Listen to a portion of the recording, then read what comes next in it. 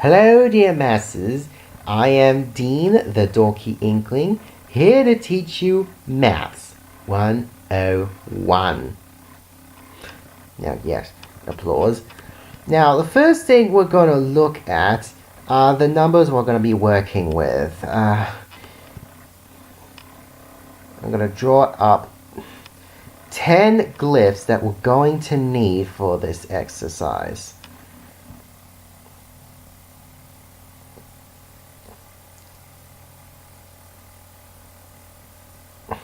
Okay, this is 1, 2, 3, 4, 5, 6, 7, 8, 9, 0. So let's see what these glyphs mean. I'll just put some dots underneath them to show you a quantity each represents.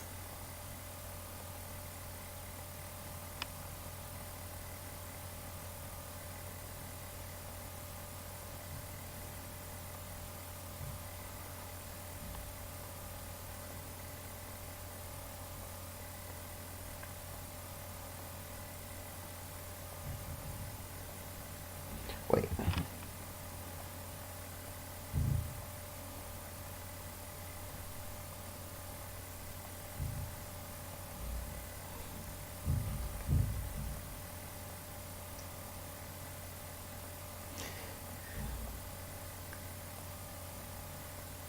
Okay, so this is what we know as the Hindu-Arabic numerical system, because it was developed by the ancient Indian and Islamic kingdoms of the medieval period. Okay?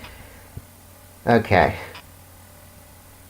And we also should know that this is base 10, because once we get past 9, we loop back to the 0 position. This means 0 and that means null.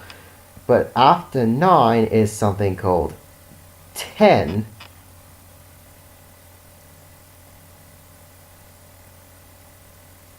Here we go, something like that.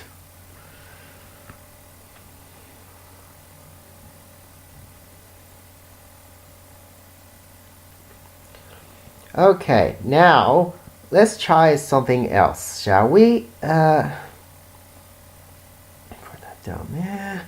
Alright, so we're going to try something called addition. This is a plus sign. You use that to merge two numbers together. 1 plus 2. I'll give you a hint. What does that make? 1, 2, 3. And put an equal sign. Yeah, simple as that. Okay. Okay. Now, the next thing we're going to look at is subtraction.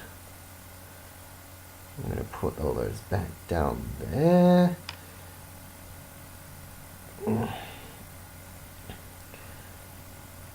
Okay, so what would happen if we take 1, 2, 3?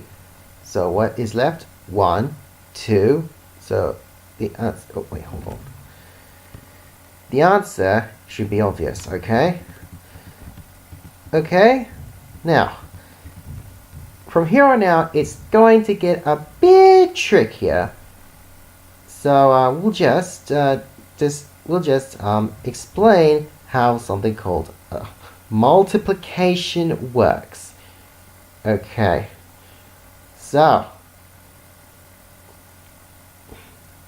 you're going to have 2 times 3. You can have a cross like that, or have a star up there like that. I don't care.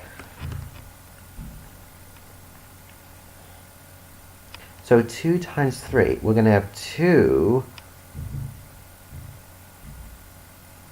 lots of 3. 2 lots of 3. 1, 2, 3, 4, 5, 6. There's your answer.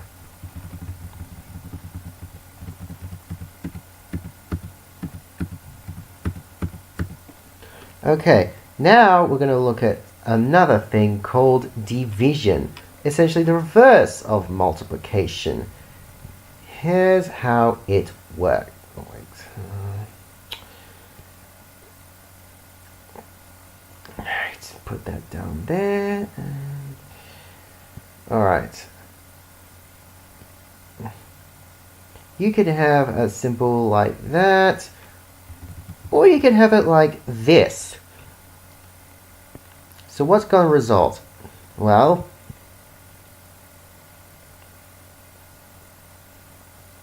you have a whole lot of 8. We're going to split it up into 4 smaller groups. 1, 2, 3, 4 groups. Each group is like 1, 2 pieces in it. So yeah, there's that.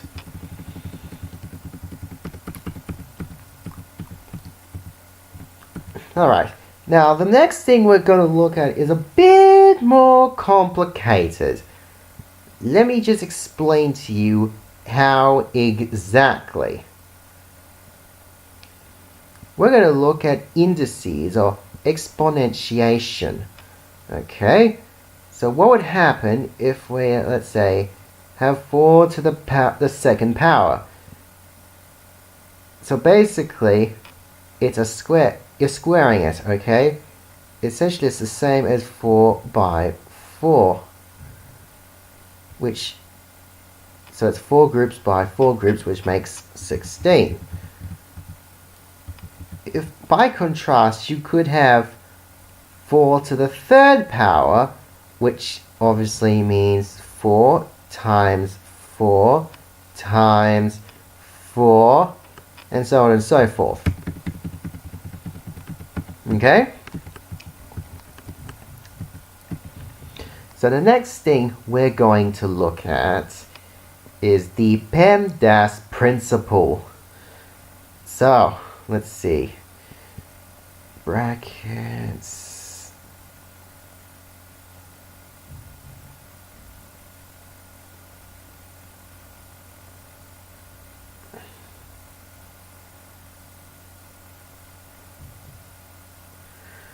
Okay, so obviously the first thing we're going to do is do all the small equations within these brackets here, which in this case is 3 plus 7, which makes 10. The second step is to do all the exponents or indices, so 6 to the power of 2, so to speak. Now, obviously, that is going to mean 36. Now, the next step is to do all the multiplications and divisions from left to right. So that's 2 times 10 right there, which makes 20. Like so. And finally, all the additions and subtractions from left to right. So that's 20 plus 36, which makes 56. Are you still with me on this? Okay. Now we're going to look at something else like, okay. So you have, so these whole numbers you saw here are called integers. Now what about what lies between the integers? Like something that's not quite 1, but not quite 2. For this reason, we can use another base 10 system called decimals. Let me just explain.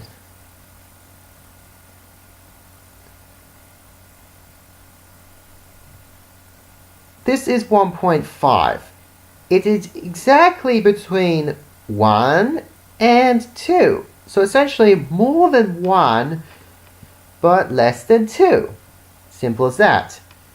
And once again, I'd like to stress that decimals are a base 10 system, okay?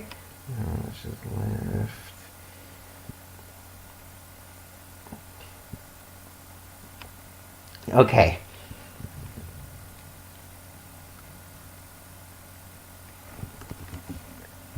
The last thing we're going to look at is another way of doing, partial numbers of this nature. 0.5 can be translated directly into 1 over 2, otherwise known as half. So the fractions can manifest like this, like 3/4, and this could be 5/3, and the direct counterparts would be